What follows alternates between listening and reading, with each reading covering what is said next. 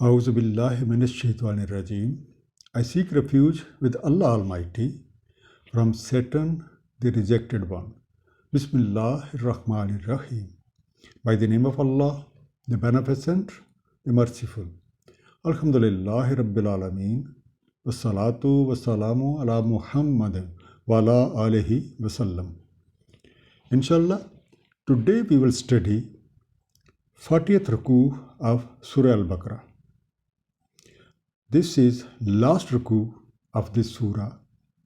However, first of all, let's recall what we studied in the previous ruku. First thing, fellow human beings can be helped by giving them loan. Now, irrespective of the size or of the amount, the details of lending and borrowing shall be written down. Borrower shall give notation, and in case of his inability, his nominated person shall do that. And there shall be two witnesses of this deal as per law of Sharia. Number two, writing the deal of borrowing and lending and having witnesses is more upright for evidence and a better way to dispel doubts. Number three, in case the trading and transaction is on spot, that may not be written. However, in case of commercial contracts and deals, there shall be witnesses and details of the deal shall be written as documented evidence. Number four, while traveling, if no scribe is available, something be kept from borrower as indemnity. Number five, evidence is not to be concealed. Anyone doing so has a sinful heart.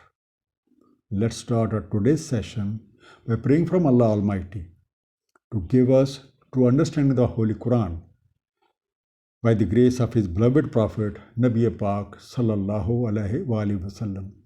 Surah Al-Baqarah, Ruku number 40, and that is from verses 284 to 286. Bismillahir Rahmanir Rahim. Lillahi ma fis samawati wa ma fil ard. To Allah belongs whatever is in the heavens and whatever is in the earth. Wa in tubtu ma fi anfusikum aw tukhfu yuhasibkum bihillah. And if you divulge what is in yourselves or you conceal it, Allah brings you to account for it. فَيَغْفِرُ لِمَنْ يَشَاءُ وَيُعَذِّبُ مَنْ يَشَاءُ. Then He safeguards whom He wills, and He punishes whom He wills. وَاللَّهُ عَلَى كُلِّ شَيْءٍ قَدِيرٌ. And Allah has set measures of everything. The first underlined word, tubdu, you disclose, you show, or you do openly. Yuhasibkum, calls you for accountability. Fayaghfiru, then safeguards or protects. The actual word is ghafar. That means preventive measures. And anyone who seeks protection or safeguard shall refrain from doing anything that could have a negative effect and cause trouble. Now, as I mentioned, this is last ruku of Surah Al-Baqarah, and in many regards, it may be considered as crux of this whole chapter. Allah Almighty is real creator and possessor of everything in this universe. He has set measures for each and everything, and He has set about a system whereby He is fully aware about all of our actions, irrespective of being done openly or secretly. As per divine law, everyone is responsible for his own deeds. Surah Al-Mudassar, that is chapter 74, verse 38 states, each one is held in pledge against its own deeds. Accordingly, whoever refrains from evil would remain safe from the ill effects of his deeds, while whoever follows the path of disobedience, it is as if he arranges punishment for himself, and he would not be able to escape the evil effects of his own deeds. This is basically the law of cause and effect, commonly called law of action and reaction.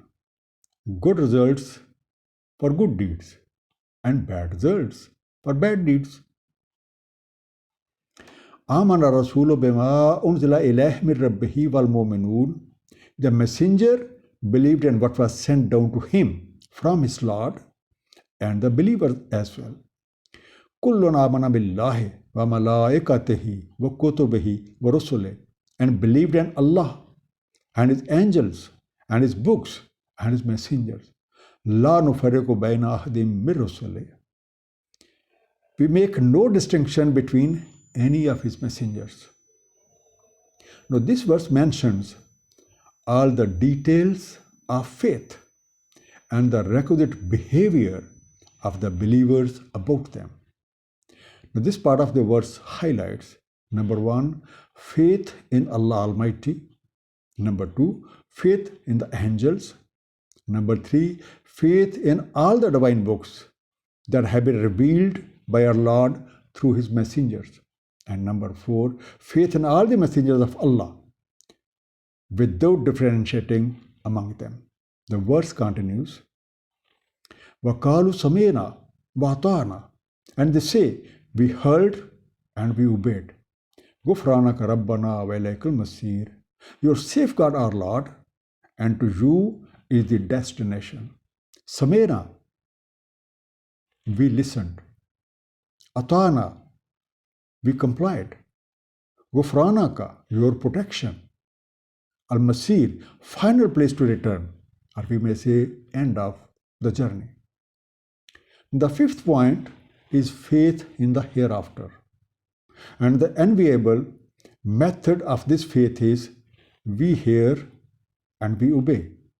The behavior of such like people is mentioned in Surah An-Nur, that is chapter 24, verse 51. The only statement of the believers when they are called to Allah and His Messenger to judge between them is that they say, we hear and we obey, and those are the successful ones. And the way of disobedient people has been mentioned in Surah Al-Baqarah, verse 93, that states, we took our covenant and surpassed over you Tur. Take what have been given you with determination and listen. They said, we hear and disobey. And their hearts absorbed the calf because of their disbelief. Say, how wretched is what your faith enjoins upon you if you are true believers. The Holy Quran is the final book, and Nabi Pak sallallahu alaihi wasallam is final prophet. Believing in Quran is believing in all the divine books. Likewise, believing in Nabi Pak sallallahu alaihi wasallam is believing in all prophets. Now, success of the mankind lies in practicing Quran according to the teachings of Nabi Pak sallallahu alaihi wasallam. Surah Al-Araf, that is chapter 7, verse 157 states, those who follow the messenger, the utmost prophet, whom they find written in what they have of the Torah and Gospel, who enjoins upon them what is right and forbids them what is wrong, and makes lawful for them the good things and prohibits for them the evil, and relieves them of their burden and the shackles which were upon them. So they who have believed in him, honored him, spotted him, and followed the light which was sent down with him, it's those who will be the successful. La yukallifullahu nafsan illa wusaha. Allah doesn't charge any self except to its capacity. Laha ma kasabat wa alayha maktasabat. For it, what it earned, and on it, what it earned. Rabbana la tuakhizna Inna Sina Awakhtana. Our Lord, don't get hold of us if we forget or we err. The first underlined word, yukallifu. Encumbrances, taxes, burdens. Nasina, we forget. Akhtana, we make a mistake. So no one knows his creation better than its real creator. Therefore, Allah Almighty has complete knowledge of our abilities. As per divine law, nobody is burdened more than its capacity. As per divine law, everyone is responsible for its own deeds, and whatever someone has done would have to bear the consequence of that. Surah Al-An'am, that is chapter 6, verse 164 states, every self draws the effects of its actions on none but to itself. No bearer of burdens would bear the burden of another. Then unto your Lord is your return, and he will tell you that wherein you differed. Surah Yunus, that is chapter 10, verse 30 states, therein everyone will experience what he did before. They will be brought back to Allah, their rightful master. And lost from them is what they used to invent.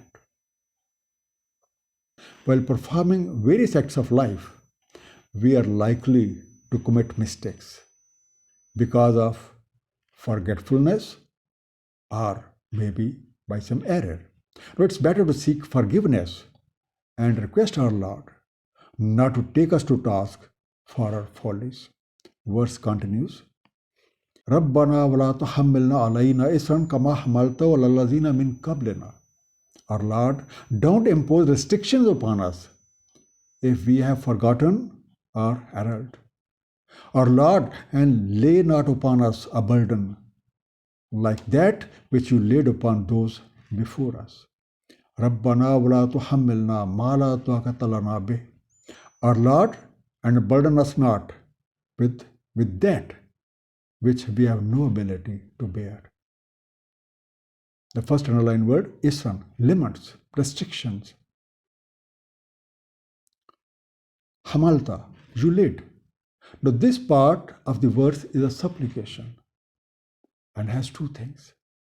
Number one, our Lord, don't place on us a burden like what you placed on those before us. And number two, don't place a burden on us that is beyond our strength, our capacity to bear.